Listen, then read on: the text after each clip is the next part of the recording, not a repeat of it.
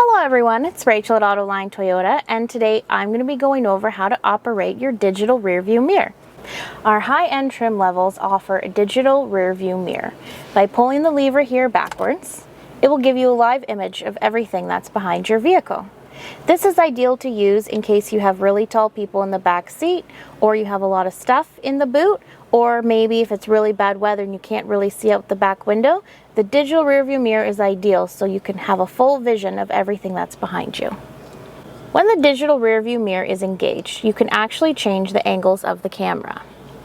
Using the square button here, it will allow you to move through the options to the right. Simply go until the option you want is lit up. And then using the arrows here, you can adjust the angle of the camera. So you can go up and down, left to right, and the next option you can even tilt the angle of the camera. To disengage the digital rear view mirror, all you have to simply do is pull the lever and push it backwards.